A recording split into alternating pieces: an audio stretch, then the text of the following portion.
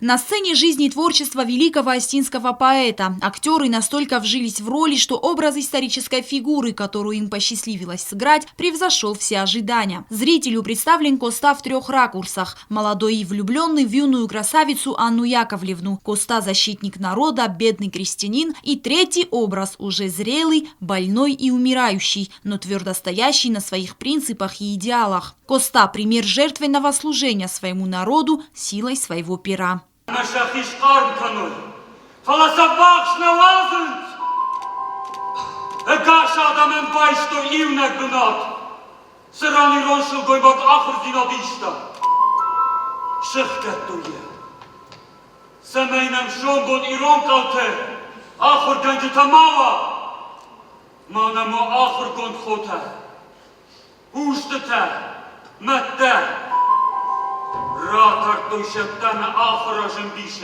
В короткие сроки петербургскому режиссеру Роману Габря удалось невозможное. И, как отметил сам режиссер, 2 недели они работали и днем, и ночью. А все благодаря мощной энергетике югосинских актеров. Это 2-я работа молодого режиссера с коллективом Югосинского драмтеатра. В 2013-м он ставил в Цхинвале шекспировского Гамлета. Спустя 7 лет режиссер рискнул воплотить образ Коста. Среди зрителей президент Южной Осетии Анатолий Бибилов. Действительно, год Коста завершается ярким представлением, яркой премьерой, ярким спектаклем, где за короткое время мы увидели всю, по большому счету, трагичную судьбу Коста Ливановича Хитогурова и в то же самое время увидели жизнь великого поэта, гордостью которой сегодня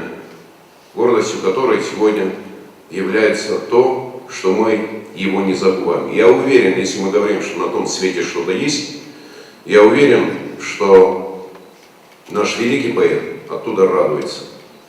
И я думаю, что вот этот год, насыщенный событиями, посвященными Коста Ливановичу, иллюстрирует наше отношение осетин к памяти нашего поэта, великого поэта, народного поэта. Указом президента республики, который был зачитан сразу после спектакля, Роман Габря удостоен звания «Заслуженный деятель культуры Южной Осетии». За большие заслуги в развитии театрального искусства и многолетний плодотворный труд присвоить почетное звание «Заслуженный деятель культуры Республики Южная Осетия» Габря Роману Гниевичу, главному режиссеру театра «Мастерская» города Санкт-Петербурга.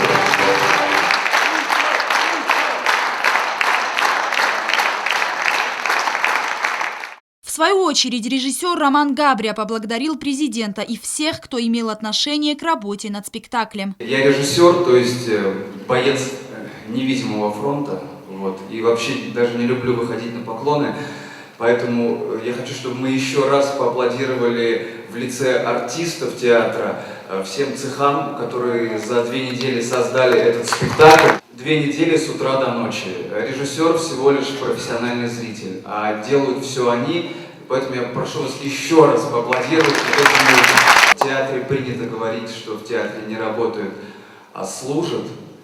И раз так получилось, служу театру Южной Осетии. Особый акцент в спектакле – появление маленьких девочек-учениц гимназии «Альбион». По сценарию они ученицы 1-й женской остинской гимназии, которую отстаивал Коста Хитогуров. Это была моя мечта – сыграть Коста, поэтому, как говорится, мысли материальные, они материализовались.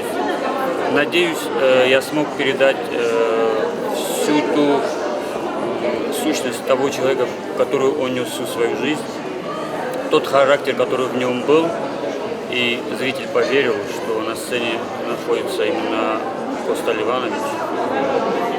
И дай Бог дальше нам таких примеров и больших залов, полных аншлагов. Бурные, долго не стихающие аплодисменты, переходящие в овации, возгласы «Браво» в адрес актеров, режиссеров и всего театрального цеха. Спектакль произвел неизгладимое впечатление на всех присутствующих.